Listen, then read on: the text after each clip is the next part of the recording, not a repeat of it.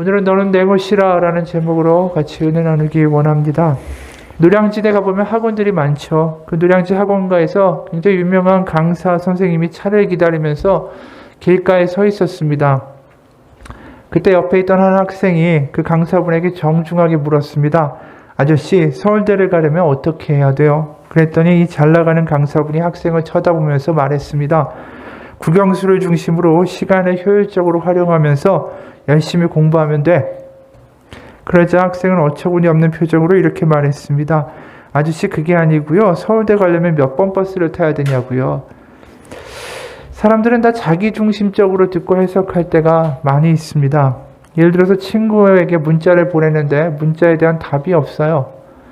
그러면 그것을 어떤 사람은 친구가 바쁜 모양이구나 이렇게 해석하기도 하고요. 또 어떤 사람은 이 친구가 나한테 뭐 감정이 있나 라고 받아들이기도 해요.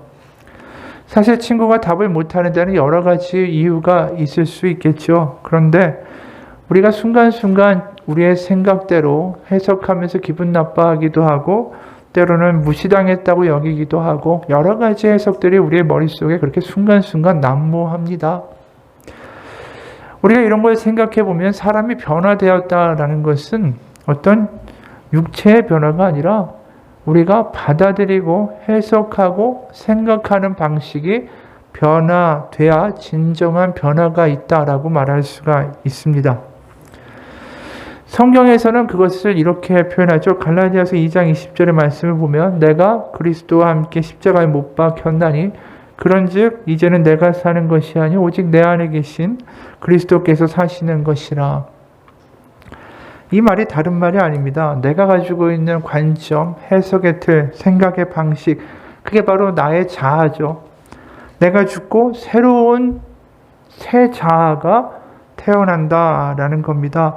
그 새 자아는 바로 주님의 말씀이 바로 결론이고 그것이 가장 선이고 그게 옳다라고 생각하여 그 방식대로 해석하고 받아들이려고 하는 새로운 삶의 태도인 것이죠. 그게 이제 기독교가 말하는 변화의 방식이에요. 그런데 우리가 지금 갈라디아서 2장 20절에 나타난 표현을 잘 보다 보면 눈에 들어오는 것은 뭐냐 하면 내가 십자가에 못 박혀야 변화가 일어난다라고 이야기하고 있다라는 거예요. 그게 내 의지나 결단이 아니라 내가 죽어야만 변화가 일어난다라고 받아들일 수 있습니다. 죽어야 변화가 일어난다? 역설적인 이야기죠.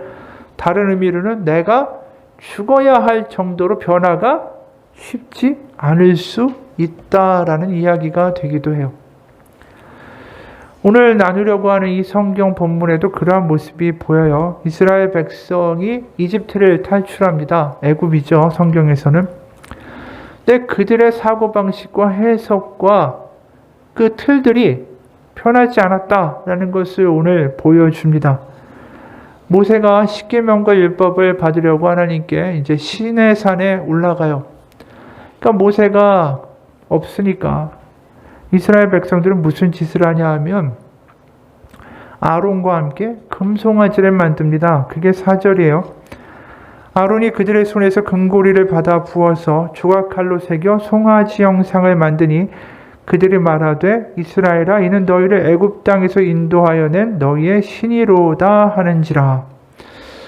이들이 행한 의미가 뭘까요? 그냥 금송아지를 만들었다. 그냥 이 차원이 아니에요. 이것은 바로 금송아지는 그들이 애굽, 이집트에서 보고 듣고 경험했던 종교와 관련이 있습니다. 이집트의 최고의 신은 누구냐 하면 태양신이에요. 라라고 불리우는 태양신이 바로 이집트의 최고 신입니다. 바로 파라오들은 자신들이 그 태양신의 아들이다 라고 이야기했고 곳곳에 태양신의 신전들이 지어졌어요. 근데 그 태양신 라와 바로 이 땅을 연결해주는 매개체가 있어야 되는 거죠. 그게 뭐냐면 아피스 황소라는 거예요. 아피스 황소. 그러니까 제사장들이 그 하나의 황소를 이제 신탁을 받아서 결정을 합니다. 그럼 그 소는 아피스 황소라고 불리우게 되고 그 황소가 태양신의 힘과 풍요와 능력을 바로 파라오에게 전달하고 파라오가 죽으면 그를 태양신에게로 인도해 가는 것이 이 아피스 황소라고 믿었어요. 그래서 지금도 그 아피스 황소가 미이라로 박쥐에대해서 발견이 됩니다. 그리고 그 황소를 신상으로 만든 게 지금도 있어요. 그리고 그 황소의 두 뿔 사이에 항상 동그란 원이 하나 들어있는데 그게 바로 태양을 상징하는 태양신 라입니다. 그러니까 이 모세가 없는 사이에 이스라엘 백성들이 한 게 뭐냐 하면 그들이 이집트에서 늘 보아오던 바로 그 아피스 황소를 본따서 지금 만들어버린 거예요. 그리고 파라오를 태양신한테 인도하듯이 바로 이게 우리를 인도해 갈 신이다. 그러니까 이 하나님과 태양신 숭배가 완전히 그냥 겹쳐져 버린 거죠. 근데 이 일이 발생한 때가 홍해가 갈라지고 10가지 재앙으로 그들이 애굽을 탈출한 지가 한 2개월 정도밖에 안 된 때였습니다. 애굽에서 그들이 놀라운 걸 봤죠. 하나님이 나일 강물을 피로 변하게 하시고 개구리 재앙, 이재앙, 악질 재앙, 파리 재앙, 우박 재앙, 메뚜기 재앙, 거기에 이 장자, 마더들까지 다 죽는 재앙까지 내리시는 것을 그들의 눈으로 똑똑히 봤어요. 게다가 애굽의 그 강력한 전차 부대가 홍해에서 몰살당하는 것도 본 게 고작 2개월 정도밖에 안 지났다라는 겁니다. 근데 지금 그들이 모세가 안 보이니까 하는 짓이 뭐냐 하면 금송아지, 애굽의 아피스 신을 만들어 놓고 그 하나님을 태양신 숭배하듯이 하고 있다라는 거예요. 한마디로 그들이 물리적으로는 애굽에서 탈출했지만 그들의 사고방식은 아직도 애굽 사람들인 거예요. 그러니까 자신들이 갖고 있는 애굽, 이집트의 사고방식에다가 하나님을 끌어다가 지금 맞추고 있는 거죠. 그래서 이들이 얼만큼 그 애굽의 사고에 물들어 있는가를 우리가 볼 수 있는 게 그들이 나중에 광야로 더 들어가면 계속해서 불평을 해요. 근데 불평의 비교 기준이 어디냐 하면 다 애굽이에요. 이집트 얘기를 한다라는 거죠. 그러니까 몸으로는 이집트를 벗어났지만 그들의 마음과 생각에는 이집트가 시퍼렇게 살아있는 겁니다. 민수기 11장 5절과 6절을 보면 이들이 불평을 하는데 이렇게 불평을 합니다. 우리가 애굽에 있을 때에는 값없이 생선과 오이와 참외와 부추와 파와 마늘들을 먹은 것이 생각나거늘 이제는 우리의 기력이다 하여 이 만나 외에는 보이는 것이 아무것도 없도다. 그들이 정말 애굽에서 이렇게 값없이 생선과 오이와 참외와 부추와 파와 마늘들을 막 먹었으니까 그렇지 않았겠죠. 그들이 노예와 종살이를 했는데 탄식과 비탄에 빠져 있었는데 그런데도 애굽에서 봤던 걸 갖다가 지금 비교하고 있는 거예요. 그들이 출애굽기 16장 3절에 보면 또 이런 말씀이 있어요. 이스라엘 자손이 그들에게 이르되 우리가 애굽 땅에서 고기가마 곁에 앉아있던 때와 떡을 배불리 먹던 때에 여호와의 손에 죽었더라면 좋았을 것을 너희가 이 광야로 우리를 인도해내어 이 온 회중이 줄여 죽게 하는도다. 그들의 마음에는 애굽이 그리운 거예요. 애굽. 모든 비교가 이집트. 그들이 하나님의 백성인지 애굽의 백성인지가 구별이 안 갈 정도라는 거예요. 전에도 한 이야기인데 어느 목사님이 있었대요. 그 목사님 미국에 오래 살았는데 이 목사님이 이야기를 할 때마다 내가 미국에 있을 때마다 라고 미국 이야기를 계속했다라는 거죠. 계속해서 그러니까 친구 목사님들 참 부담스러운 거예요. 얘기만 하면 내가 미국에 있을 때. 한 번에 이웃교회 임직식에 초대받아 가셨는데 목사님을 초대해 놓고서 거기 목사님이 고민이 큰 거예요. 이분한테 설교를 부탁하면 설교 중에 수도 없이 내가 미국에 있을 때, 내가 미국에 있을 때 그럴 것 같으니까 괴롭고 기도를 받기 전에 기도할 때도 내가 미국에 있을 때라고 이야기할 것 같으니까 어떻게 하면 좋을까? 그래서 축도를 부탁했어요. 축도는 정해진 거니까. 그랬더니 이 목사님 축도 이렇게 했다라는 거 아닙니까? 지금은 내가 미국에 있을 때 나와 함께 하셨던 예수 그리스도의 은혜와 내가 미국에 있을 때 사랑해 주셨던 성부 하나님과 내가 미국에 있을 때 축복하셨던 성령님의 교통 충만하심이 모두에게 있을지어다. 이분이 한국에 살지만 마음과 생각은 미국에 있는 거죠. 마찬가지예요. 이스라엘 백성들이 애굽을 탈출할 때 얼마나 신나했어요. 기뻐했어요. 행복했습니다. 자신들이 노예에 있고 힘든 고역에 빠져 있을 때에 그걸 꺼내주신 게 하나님이시잖아요. 그런데 얼마 지나지 않아서 그들이 계속해서 입에 달고 사는 건 이집트 얘기. 내가 이집트에 있을 때에, 우리가 이집트에 있을 때에, 과연 이들이 하나님의 백성일까, 이집트의 백성일까? 몸은 나왔지만 하나도 변한 게 없다라는 거예요, 문제는. 우리가 출애굽을 영어로 엑소더스라고 부르고 헬라어도 엑소더스예요. 엑스는 뭐뭐로부터 라는 전치사고요. 그 뒤에 엑소더스의 뒷부분은 호도스라고 말하는 헬라어 길이란 뜻이에요. 그러니까 어떤 익숙한 길에서 벗어나는 게 엑소더스라는 뜻이죠. 이제 이스라엘 민족이 그 애굽이라는 제국의 어떤 노예와 사고방식과 이데올로기에서 벗어나서 이제 새로운 자유인으로 새로운 사고의 방식과 가치관으로 변화되는 것이 출애굽의 이야기라는 것이죠. 그래서 몸만 나왔다고 지금 출애굽이 일어나는 게 아니라 실제로 오랜 기간이 필요했습니다. 이 지금 한 이야기를 뒷받침할 수 있는 또 다른 부분도 우리 찾아볼 수가 있는데요. 출애굽기 1장을 보면은 굉장히 중요한 단어가 하나 등장해요. 출애굽기 1장 14절.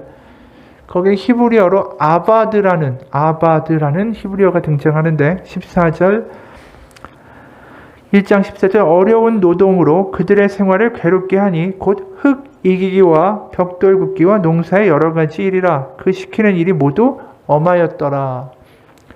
이게 이스라엘 백성이 노예로 있을 때 애굽에서 했던 일이다라는 거예요. 여기 보면 노동, 일하는 거, 이 단어가 아바드라는 히브리어예요.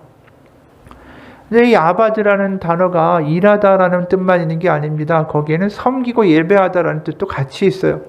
그러니까 이 동사 하나에 두 가지가 같이 있는 거죠. 노동하다, 일하다 하고 예배하다, 섬기다.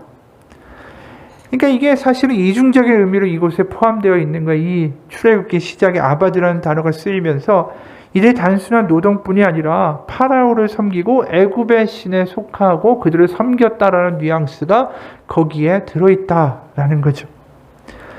그래서 이거에 반대돼서 또 아바드가 나올 수밖에 없죠. 왜냐하면 출애굽이라는 게 애굽의 파라오를 섬기고 그들의 신에게 속한 것이 아니라 이제 하나님을 섬기고 하나님을 예배하는 자로 변화되는 거니까 우리가 수차례 모세가 파라오한테 가서 이제 우리는 떠날 겁니다 라고 얘기할 때 하나님이 모세에게 이렇게 말해라 라고 전해주시는 대목이 있어요. 거기에 7장 16절인데 거기에 보면 뭐라고 이야기가 되냐 하면 그에게 이르기를 히브리 사람의 하나님 여호와께서 나를, 여긴 나는 모세죠, 왕에게 보내어 이르시되, 이 다음부터는 하나님의 말씀이에요. 내 백성을 보내라. 그러면 그들이 광야에서 나를 섬길 것이니라 하였으나 이제까지 네가 말을 듣지 아니한다. 그러니까 하나님이 하신 말씀이 뭐죠? 내 백성을 보내라. 그러면 그들이 광야에서 나를 아바드라는 단어가 또 나오는 거예요. 섬길 것이다. 그러니까 출애굽은 어디를 섬기느냐의 문제라는 거죠. 누구에게 예배할 것인가? 이 파라오와의 대결, 애굽에서의 대결로서 핵심은 바로 누구를 섬기는 자, 누구에게 속한 자가 될 것이냐, 어느의 사고방식을 그대로 가지고 살아가는 사람이 될 것인가의 싸움이었다라는 거예요. 이게 어떤 물리적인 충돌과 물리적인 자유가 아니라 그 머리에 들어있는 생각의 싸움이었다라는 거죠. 그런데 문제는 뭐예요? 지금 그들이 광야에서 이제 나를 섬기리라, 나를 아바드하는 나의 백성이 될 것이다 라고 했는데 2달 지난 바로 오늘 본문의 사건에서 그들이 광야에서 여호와를 섬기는 게 아니라 아피스 황소를 만들어 버린 거예요. 태양신의 모습을 만들어 버린 겁니다. 이게 하나님의 기대하고는 너무나도 동떨어진 일을 해버린 거죠. 하나님은 광야에서 나를 섬길 것이다 그러면서 파라오한테 경고하시고 이스라엘 백성을 뭐라고 부르셨습니까? 내 백성, 나를 섬길 백성, 나를 예배할 백성, 나의 말로 생각하고 나의 말을 기준으로 사고할 백성, 이렇게 그들을 기대하고 부르셨어요. 그래서 출애굽이 일어나기 전 출애굽 1장부터 12장까지 이 내 백성이라는, 나의 백성이라는 그 표현을 하나님이 18번이나 사용하세요. 그러니까 얼마나 많이 나오는지 몰라요. 내 백성, 내 백성, 내 백성을 보내라. 내 백성을 불쌍히 여긴다. 그러니까 이들을 끔찍하게 생각하시고 기대하시는 거죠. 이들이 이 노역과 어려운 가운데 이들을 꺼내어 주면 이들이 나를 섬기고 나의 백성이 될 것이다. 우리가 3장 7절에도 보면 여호와께서 이르시되 내가 애굽에 있는 내 백성의 고통을 분명히 보고 그들의 감독자로 말미암아 부르짖음을 듣고 그 근심을 알았다라고 말씀하시는 거예요. 그러니까 그렇게 뜨겁게 그 힘들게 지친 나의 백성을 내가 꺼내고 그들이 나를 예배할 것이다라는 그 마음 가운데 불러내셨는데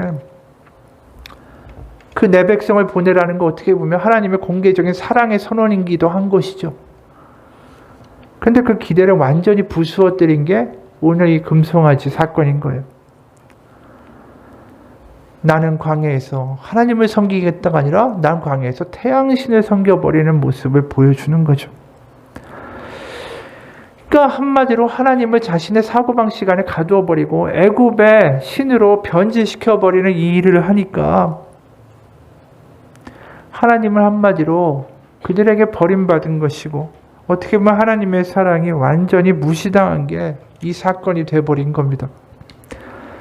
그래서 오늘 8절 이하를 보면 이런 말씀이 나와요. 그들이 내가 그들에게 명령한 길을 속히 떠나 자기를 위하여 송아지를 부어 만들고, 이거 자기를 위한다라고 하죠. 그리고 그것을 예배하며 그것에게 제물을 드리며 말하기를 이스라엘아 이는 너희를 애굽 땅에서 인도하여 낸 너희 신이라 하였도다. 그리고 또 말씀을 9절에 여호와께서 또 모세에게 이르시되 내가 또 이 백성을 보니 목이 뻣뻣한 백성이로다. 여기 이 부분 우리가 8절 9절 보다 보면 여기서 내 백성이라는 1인칭이 사라졌어요. 그러니까 너희 신이다 2인칭만 등장해요. 완전한 거리감이 생긴 거예요, 하나님과의. 그리고 마지막에 보면 이 백성을 보니 목이 뻣뻣한 백성이다. 이제 내 백성이 아니라 이 백성이라고 말씀하시는 거예요. 왜? 하나님이 그들을 완전히 실망하신 거죠. 그들이 먼저 하나님을 완전히 버렸기 때문에. 그러니까 이걸 보면서 우리가 무슨 생각을 합니까? 우리가 하나님을 믿고 교회에 나오고 예수 그리스도를 주라고 영접하지만 여전히 내 생각과 내 사고방식이 고집되어 있으면 우리는 변화를 입은 게 아니라는 거예요. 진정한 변화는 내 생각과 내 판단과 내 기준이 무너지는 거예요. 내가 사고방식에다 하나님을 끌어놓고 하나님 내 이 계획대로 이루어 주소서가 아니라 어떤 분이 이런 경험을 이야기해요. 저는 고요한 마음을 갖는 게 가장 어려웠습니다. 늘 머릿속이 복잡했고 무엇에 쫓기는지도 모른 채 불안과 걱정으로 가득 찬 삶을 살았지요. 그럴수록 확실하게 뭔가 붙들고 살 만한 뭔가가 필요했어요. 저는 늘 불안을 잊게 해줄 무언가를 찾아 몰두하려고 했죠. 가끔은 A나 B 또는 A, B, C 이렇게 있으면 그 중에 하나를 골라달라고 하나님께 조르기도 했고 때로는 결국은 그것이 지금 생각해보면 저만의 선택지를 만들어서 하나님을 거기다 가두려고 한 것이지요. 또 제 삶의 불안을 없애기 위해서 필요하다고 만든 나의 목록, 경제적인 여유, 사회적인 성공, 건강, 사람들의 인정 등을 채워주시지 않는 하나님은 나를 사랑하시지 않는다라고 의심하기도 했습니다. 현재를 살아내기 위한 또 미래를 살기 위한 생각과 계획으로 저는 늘 머릿속에 꽉 차 있었습니다. 그리고 그것을 이루어 달라고 기도했기 때문에 하나님이 응답해 주시지 않을 때는 차라리 기도하지 않는 게 낫겠어. 기도하면 실망만 하게 되니까 차라리 내가 게을러서 내가 능력이 없어서 안 된 거라고 믿자라고 하면서 하나님을 멀리한 적도 있었어요. 저에게 가장 어려운 것은 아무것도 하지 않고 온전히 그분을 의지하는 것이었어요. 이분의 말이 뭡니까? 자신의 사고와 자신의 세상적인 기준은 시퍼렇게 살아있어요. 그리고 그 기준과 그 계획과 그 생각에 맞춰 하나님이 반응해달라고 이야기하고 있다는 거죠. 그러니까 자신의 생각과 자신의 사고의 틀, 자기 생각의 상자 안에 하나님을 가두려고 하는 거예요, 자꾸만. 근데 내가 죽는 일은 뭡니까? 그 상자를 부수어 때리는 거예요.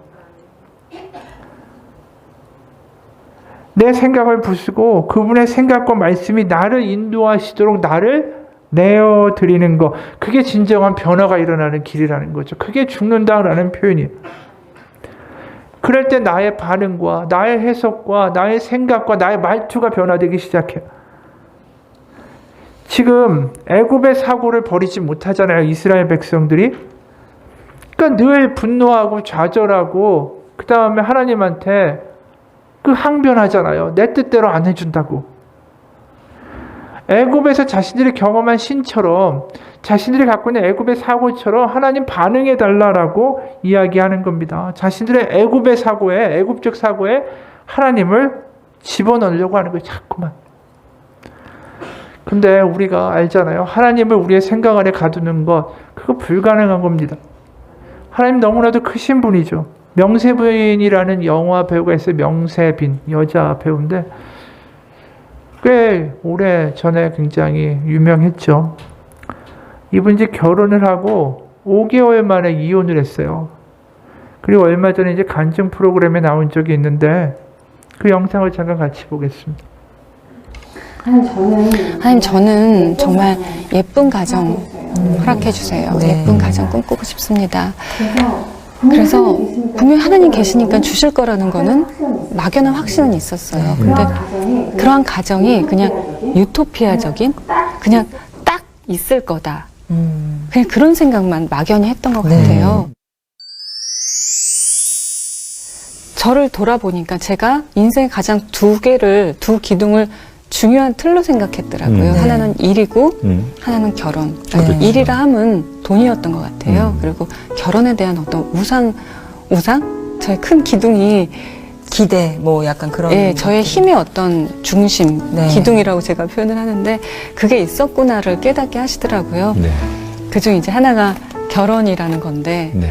뭐 다 아실 테니까 제가 말씀드리는데 30한 중반? 그 30 중반? 이제 33, 넷 이때였던 것 같아요. 저도 기억나요. 그때 이제 한 분을 믿음이 있으신 분이라고 한 분을 만났는데 그때 이제 항상 배우자 기도 많이 하고 있을 때잖아요.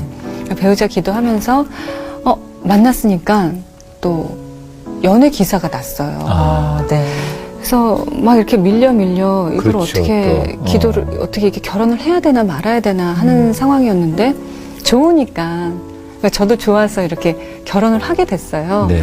근데 결혼하고 나서 좀 많이 부딪히더라고요. 네. 생각도 다르고 또 결혼 전과 후가 좀 많이 다르고 이걸 내가 어떻게 헤쳐나갈까 굉장히 외롭더라고요. 네. 그래서 이거를 그때는 좀 많이 몰랐던 것 같아요. 그래서 제가 도저히 혼자서 외로운 게 낫지 둘이 있을 때 외로운 것보다는 이게 낫다 싶어서 조금 그런 결단을 네. 했던 것 같아요. 저는 너무 죄송했어요. 제가 인터뷰에서 이제 모태신앙이라고 항상 얘기하고 또 배우자를 위한 기도를 한다라고 얘기를 하는데 네. 이렇게 이혼한다는 게 너무 하나님한테 죄송스러웠던 거예요. 근데 감사하게도 하나님은 그런 저를 이렇게 뭐 내치신다거나 힘들게 한다거나 그러시지 않으셨어요. 오히려 그 과정에서 굉장히 저를 붙들어 주셨던 것 같아요. 생각보다 이렇게 자다가도 깜짝깜짝 놀라서 일어나기도 했는데 그럴 정도로 힘들었지만 하나님이 중심을 잡아주셨고 또 야고보서 말씀 중에 서로 원망하지 말라 그래야 심판을 면하리라 그런 말씀을 주시면서 남 탓하지 않게 그렇게 하시더라고요. 그러면서 제가 돌아본 결과 내가 하나님한테 배우자를 위한 기도를 한다고 했으면서 그러한 조건들이 있잖아요. 하나님 저는 이런 사람이 좋고 이런 사람이 좋아요. 꼭 이런 사람 만나게 해주세요 라고 기도를 했는데 그거를 기다리지 못했던 거예요. 그러니까 하나님이 계시고 주실 거라 믿으면 기다려야 되잖아요. 그 기도의 제목대로 아니라면 제가 이렇게 참았어야 되는데 그냥 저도 좋은 나머지 그리고 그 나이 때 되면 빨리 결혼해야 된다라는 어떤 그런 생각 때문에 결혼을 했던 것 같아요. 그래서 이게 나의 잘못된 선택이었구나.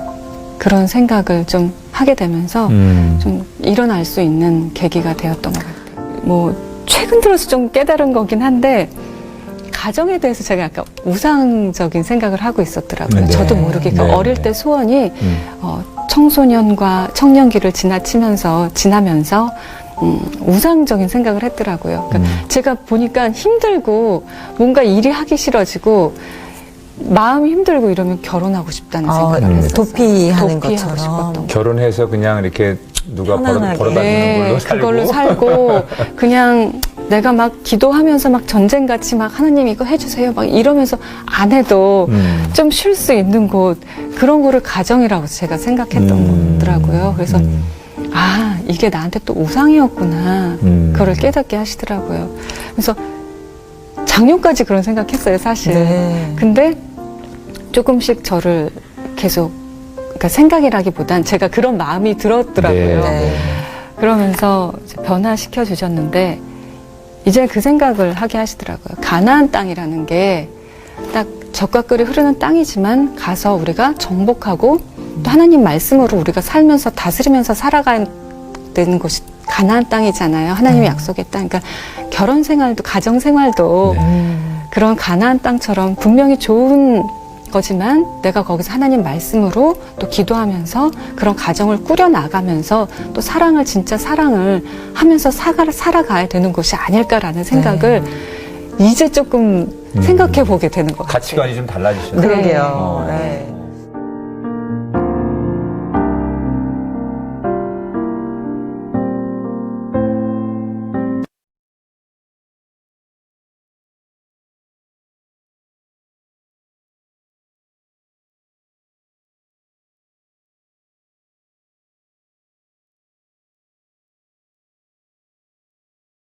끝난 것이죠.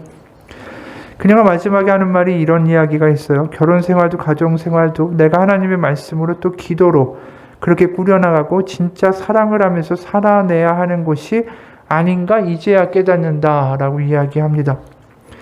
그러니까 결국 뭐냐 하면 진정한 출애굽이라는 것은 우리가 변화되고 내 생각과 내 계획과 내 그림이 놓아지고 그것을 하나님의 말씀과 하나님의 계획이 들리기 시작하는 거. 그게 나를 가장 선한 곳으로 인도할 수 있다는 것을 내가 인정하기 시작하는 거.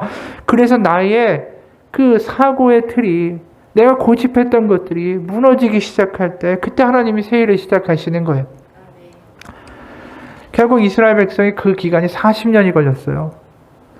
금방 갈 수 있었던 그 땅을 가나안에 들어갈 때까지 40년. 그리고 나서 그들이 어떻게 변화되냐 하면 우리가 가나안에 들어가서 이들이 여리고 성을 정복할 때에 법궤를 메고 나팔을 불면서 성을 돌라고 말씀하시죠. 근데 그게 얼마나 어리석은 짓이에요. 우리가 보기에 언제 화살이 날라올지도 모르고 언제 성문 열고 역습당할지도 모르고 게다가 상대방은 거인과 같이 신장이 큰 사람들이에요. 그들 앞에서 그런 일을 한다는 게 말도 안 되는 일이죠. 그런데 그 일을 할 수 있다. 자신들의 생각과 계획이 죽은 자들이니까 가능한 것. 하나님의 말씀이 옳다. 하나님이 하실 거다. 그게 그 가운데 확실하게 들어와 있지 않으면 이 일을 감행할 수 있는 사람이 못 돼요. 근데 이 일을 하게 됐죠. 40년 걸렸어요. 드디어 애굽의 백성, 애굽의 사고방식이 아니라 하나님의 백성, 하나님의 뜻을 따르는 이들로 변화가 된 것이죠. 그런데 우리가 보게 되면 구약은 이렇게 해피엔딩으로만 끝나면 좋겠는데 그렇지가 못해요. 모세의 뒤를 이어서 누가 지도자가 됩니까? 여호수아가 지도자가 되죠. 여호수아가 이제 죽기 전에 유언을 하는데 여호수아 24장에 14절을 보면 이런 대목이 나옵니다. 그러므로 이제는 여호와를 경외하며 온전함과 진실함으로 그를 섬기라. 너희의 조상들이 강 저쪽과 애굽에서 섬기던 신들을 치워버리고 여호와만 섬기라. 여기 무서운 이야기가 나와요. 너희 조상들이 애굽에서 섬기던 신들을 치워버리라. 거꾸로 말하면 있었다라는 이야기죠. 아직도 애굽의 신을 섬기는 모습들이 남아 있었다. 그 불씨가 있었다라는 거예요. 그래서 결국 이제 다윗과 솔로몬 때를 지나서 그 통일 왕국이 북왕국과 남왕국으로 쪼개지죠. 그리고 북왕국에 바로 뭐가 등장하냐면 금송아지가 다시 등장해요. 그게 북왕국의 초대왕이었던 여로보암이 한 짓이에요. 열왕기상 12장 27절과 29절을 보면 그가 이렇게 말합니다. 만일 이 백성이 예루살렘에 있는 여호와의 성전에 제사를 드리고자 하여 올라가면, 그러니까 이 남왕국 쪽으로 가게 되면 이 백성의 마음이 유다 왕, 남왕국의 왕 된 그들의 주 르호보암에게 돌아가서 나를 죽이고 유다의 왕 르호보암에게로 돌아가리라 하고, 이에 계획하고 두 금송아지를 만들고 무리에게 말하기를 너희가 다시는 예루살렘에 올라갈 것이 없도다. 이스라엘아, 이는 너희를 애굽 땅에서 인도하여 올린 너희의 신들이라 하고, 하나는 베델에 두고 하나는 단에 둔지라. 이 말투가 똑같이 바로 오늘 본문에 나온 말이에요. 너희를 애굽 땅에서 인도하여 올린 너희의 신이다. 구약은 계속해서 이거하고 싸우는 거예요. 계속. 당신은 누구를 섬기는가? 당신은 어떠한 것을 고집하는가? 그래서 내 소원을 들어주는 우상신, 아니면 그래서 내 원하는 대로 내 생각을 들어주는 신이 좋은가? 아니면 내 생각을 버리고 우리가 따라야 할 신, 바로 하나님이 좋은가? 선택하라는 거예요. 그걸 다시 말하면 내가 원하는 게 이루어지는 것이 가장 좋은 것인가? 아니면 지금 비록 내가 원하는 것이 안 이루어지고 이해가 안 간다 할지라도 나를 사랑하시는 하나님의 뜻대로 되는 것이 가장 좋은 것이라고 받아들이는가? 이 질문이 구약의 질문이에요. 결국 이 이스라엘 백성들은 우상을 선택했죠. 자신들의 눈에 보이는 것을 이루어주는 것이 옳다라고 고집했죠. 결국은 미래를 볼 수 없는 이들이, 인간의 한계가 있는 이들이 결국은 그렇게 선택하다가 나라가 망해요. 패망하죠. 그런데 하나님은 이렇게까지 자기를 고집하고 자기 생각을 고집하고 내 생각에 하나님 맞춰야 된다라고 고집하는 이 고집불통의 백성들을 포기하셨을까? 그렇지 않았다라고 성경은 이야기해요. 그게 구약의 복음이에요. 그들이 그렇게 고집하고 똥꼬집 부리고 내 생각이 옳다라고 얘기하고 내 방식으로 역사해야 된다, 내 방식대로 따라야 된다라고 그렇게 했던 그 백성들이 결국은 쫄딱 망해서 패망해서 다시 한번 노예로 끌려간 곳이 바벨론 땅이었어요. 마치 그 조상들이 애굽에서 신음했던 것처럼 그들이 바벨론이라는 땅에 포로로 갔을 때, 그때 하나님이 이런 말씀을 그들에게 하세요. 이사야 43장 1절과 2절이요. 야곱아, 너를 창조하신 여호와께서 지금 말씀하시느니라. 이스라엘아, 너를 지으신 이가 말씀하시느니라. 너는 두려워하지 말라. 내가 너를 구속하였고 내가 너를 지명하여 불렀나니 너는 내 것이라. 네가 물 가운데로 지날 때 내가 너와 함께 할 것이라. 강을 건널 때 물이 너를 침몰하지 못할 것이며 네가 불 가운데로 지날 때 타지도 아니할 것이요 불꽃이 너를 사르지도 못하리니. 이건 굉장히 충격적인 말씀이에요. 자신의 생각대로 살고 내가 옳다라고 고집하면서 그렇게 망가졌던 그 백성들에게 하나님의 사랑 따위는 우습게 보던 그들에게 너는 내 것이라고 또 말씀하신다라는 거예요. 이미 이스라엘 그 출애굽할 때 내 백성이라고 불렀다가 얼마나 많은 배반을 겪으셨어요. 금송아지를 또 만드는 백성들이고 끝까지 하나님 물리쳤던 백성인데 거기에 너는 내 것이라고 말씀하신다라는 거예요. 이걸 보면 우리가 하나를 깨닫죠. 어떤 자격이나 그들에게 선함이나 그들이 하나님을 기쁘시게 하는 게 있어서 하나님이 너는 내 것이라고 말씀하시는 게 아니라는 거예요. 그들은 금송아지를 만든 백성이고 하나님을 내친 백성이고 하나님 아닙니다, 내 뜻이 옳습니다라고 말했던 그런 백성들이에요. 그들에게 또다시 찾아와서 또 실망했는데도 또 와서 하시는 말씀이 뭐냐면 너는 내 백성이고 너는 내 것이다 라고 말씀하시는 거예요. 이게 복음이에요. 이게. 프란시스 톰슨이라는 분이 있는데 이분이 이런 이야기를 썼습니다. 내가 아무리 멀고 그리고 빨리 달려도 여전히 내 어깨 너머로 바짝 따라오는 당신의 모습을 흘낏 볼 수 있었지요. 그러면 그 어느 때보다도 더 빨리 그리고 더 멀리 달리면서 이제는 정말로 도망쳤다라고 하며 의기양양했습니다. 그러나 아니요. 당신은 여전히 내 뒤를 따라오고 계셨습니다. 먹이를 쫓아가는 이 거룩한 사냥개가 마지막 도약을 준비할 때 우리는 알게 됩니다. 도망칠 길은 없습니다. 이분이 하나님을 뭐라고 불렀냐 하면 그 하나님의 사랑을 천국의 사냥개라고 불렀어요. 포기하지 않고 쫓아오신다. 바로 우리가 믿기로 결단하고 우리가 선하고 우리가 의로워서 우리가 하나님의 사랑을 받는 것이 아니라 하나님이 우리를 사랑하기로 결단하셨기 때문에 우리는 구원받고 길이 있다. 그게 복음이라는 거예요. 이분이 그 쓴 시의 나머지 일부분입니다. 나는 그에게서 도망쳤네. 밤에도 낮에도 나는 그에게서 도망쳤네. 수많은 세월 동안을 나는 그에게서 도망쳤네.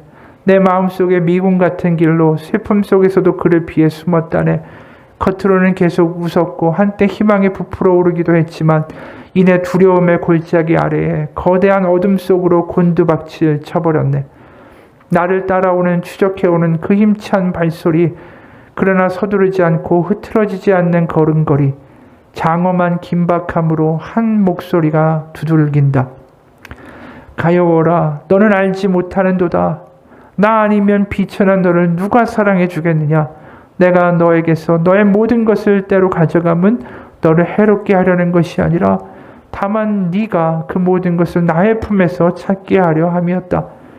네가 어린이 아이와 같은 생각으로 잃어버렸다 여긴 모든 것을 나는 나의 집에 쌓아 두었노라. 일어나라, 내 손을 잡고 가자. 일어나라, 내 손을 잡아라. 그리고 내게로 오라. 여러분, 지금 우리가 사순절을 지나고 있죠. 이 사순절에 그 하나님의 끈질긴 사랑을 경험하게 하는 때예요. 예수 그리스도를 우리 가운데 주셨는데 그 누구도 예수 그리스도를 달라고 이야기한 적이 없어요. 우리가 죄인 되었을 때 하나님이 일방적으로 그 아들을 죽여서 우리에게 구원의 길을 열어주셨어요. 세상이 그를 무시하고 침뱉고 저버리고 필요 없다라고 이야기했는데 바로 그 십자가까지, 그 바닥까지 하나님 우리를 사랑하기 때문에 오셨습니다. 바로 한마디를 하기 위해서 너는 내 것이라. 바로 구약을 울리는 강력한 복음의 메시지가 뭐냐면 너는 내 것이라요. 그 십자가의 메시지도 분명해요. 너는 내 것이다. 우리가 그분께 항복하기 원합니다. 나의 해석과 나의 생각과 나의 기준의 틀들을 내려놓고 하나님이 너는 내 것이다 라고 말씀하시는 분명한 복음의 메시지를 듣고 그분이 말씀하시는 말씀에 반응하며 살아가기 원합니다. 지금도 우리에게 말씀하세요. 우리가 기도하고 십자가 앞에서 울며 기도할 때 분명하게 들리는 메시지는 그거예요. 너는 내 것이다. 분당의 한 교회 목사님이 이런 간증을 합니다. 우리 교회 한 성도의 자녀가 미국 유학 중에 크게 다쳤다. 난간에서 미끄러져 떨어지면서 얼굴이 정면으로 땅에 부딪혀서 턱뼈가 함몰되고 앞면의 뼈들이 다 으스러졌다. 게다가 위턱뼈가 뇌를 건드려서 뇌출혈이 일어났고 혼수 상태에 빠져버렸다. 딸의 사고 소식을 들은 아버지는 허겁지겁 미국으로 달려갔다. 가서 보니 정말 도저히 볼 수 없을 정도로 처참한 상황이었다. 특히나 부서진 뼈가 뇌를 건드렸으니 뇌가 괜찮을지가 초미의 관심이었다. 의사는 식물인간처럼 누워있기 때문에 뇌의 상태를 판단할 수가 없으니까 계속 딸 곁에서 딸의 이름을 불러주며 아이의 반응을 살펴보라고 했다. 아버지는 절박한 심정으로 딸아이의 이름을 계속 불렀다. 얘야, 아빠가 왔어. 이제 괜찮아. 아빠 소리가 들리니. 딸의 이름을 아무리 불러도 꼼짝없이 누워있는 딸은 아무 말이 없었다. 그런데 그 순간 아버지의 마음에 절망이 희망으로 바뀌는 일이 일어났다. 식물인간처럼 누워있던 딸 아이의 뺨에 한 줄기 눈물이 흐르는 것을 보았기 때문이다. 비록 아버지의 외침에도 여전히 대답할 수 없고 손가락 하나 까딱할 수 없었지만 딸의 눈에서 한 줄기 눈물이 흐르는 그 순간, 그때가 그 부모와 의사에게는 절망이 희망으로, 비관이 낙관으로 바뀌는 전환점이 되었다. 그 눈물 한 방울의 의미가 지금 그 아이가 아빠의 목소리를 듣고 있다라는 신호였기 때문이다. 그 아빠의 목소리에 아무 반응도 할 수 없는 채 병상에 누워있던 그 유학생 딸의 모습이 오늘날 우리의 영적 모습일지도 모른다. 하지만 주님 우리에게 말씀하신다. 네가 비록 지금 어떤 상태에 빠져 있다 하더라도 그런 초라한 모습으로 누워있는 그 자리에서 내 음성이 들리기만 하면 된단다. 손가락 하나 까딱할 힘이 없다 할지라도 내 음성에 눈물 한 방울로 반응하기만 하면 그것으로 족하단다. 내 음성이 들리니 다시 시작할 수 있고 다시 일어날 수 있단다. 주님은 우리를 포기하신 적이 없어요. 우리가 구약을 보면서 경험하고 알죠. 어떻게 저런 이들에게 너는 내 것이다라고 말씀하실까? 우리가 어떠한 자리에 있던 때로는 초라하고 낙담하고 망가지고 고집불통의 망가진 모습으로 있다 할지라도 하나님께 반응할 수 있으면 우리에게는 새로운 길이 열립니다. 내 생각에서 나를 숭배하고 나의 고집불통으로 살아가던 나를 믿고 의지하던 삶이 아니라 그 삶은 결국 무너질 수밖에 없어요. 우리는 다 연약한 존재들이기 때문에 결국 하나님의 사랑, 바로 그 하나님의 집으로 돌아갈 때가 지금이라고 믿습니다. 그래서 그 주님의 말씀 앞에, 주님의 사랑 앞에, 바로 은혜 앞에 눈물을 흘리며 나아갈 때에 그것만으로도 주님은 기뻐하세요. 그리고 말씀하십니다. 너는 내 것이다. 내 딸아, 내 아들아. 아까 그 병상 옆에서 딸의 눈물 한 줄기를 본 아버지가 감격하면서 이렇게 말합니다. 우리 아이가 아빠 말을 듣고 눈물을 흘렸어요. 그래서 희망이 있어요. 뇌를 다친 게 아니래요. 그거 하나면 충분합니다. 그게 하나님이 우리를 향한 마음이요. 우리 이 사순절을 지나면서 우리를 기다리시는 주님께 우리를 던지는 시간이 되기 원합니다. 하나님의 말씀에 내 생각을 굴복시키고 내 염려와 나의 계획과 나의 불안과 나의 모든 판단까지도 아버지 앞에 다 던져버리고 하나님의 말씀과 인도하심을 갈망하는 사람들 되기 원합니다. 그래서 우리 40일 동안에 이 성경의 통독에도 한번 참여하시기를 원해요. 그게 하나님의 말씀이 우리 가운데 들어오는 길이 될 수 있기 때문입니다. 그렇게 하나님의 말씀에 귀를 기울이면서 그곳에서 우리 하나님의 말씀과 음성을 듣게 될 것입니다. 오늘 주님의 말씀을 들으십시오. 너는 내 것이라 내게로 나아오라. 같이 기도하겠습니다. 하나님 아버지, 이제 하나님께 나아갈 때가 되었습니다. 그동안 내 생각과 내 고집과 내 뜻대로 달려갔던 수많은 길들 가운데 때로는 막힘이 있고 쓰러짐이 있고 이 길이 아니라는 후회가 있고 돌이켜보면 내 인생에 너무나도 허물들이 많은 것을 고백합니다. 하나님, 광야에서도 여전히 애굽의 사고방식을 고집하며 살았던 그 백성의 모습이 아니라 이제 하나님이 말씀하시는 말씀대로 반응하고 그 말씀을 따라갈 때 반드시 광야 가운데도 길이 있으리라라는 믿음 가운데 살아가는 우리가 되게 도와주옵소서. 하나님의 말씀을 따라 살기 원합니다. 이 삶의 어려운 광야 같고 때로는 어려운 삶의 질고 가운데도 하나님은 나의 목자 되셔서 이끌어 가실 것을 믿습니다. 주일날 그냥 예배하며 예배하고 나는 드렸다, 그것으로 만족하고 끝나는 우리의 삶이 아니라 나의 사고와 나의 기준과 나의 계획과 나의 뜻과 나의 모든 길들을 이제 내려놓고 매일매일 아버지의 말씀하옵소서 기대하며 아버지에게 우리의 길을 의탁하고 따라가는 복된 삶 가운데 하나님의 놀라운 은혜를 경험하는 우리의 삶이, 우리의 간증들이 넘쳐나게 하여 주옵소서. 살아계신 우리 주 예수 그리스도의 이름 받들어 기도합니다. 아멘. 우리 다 같이 일어나서 찬양.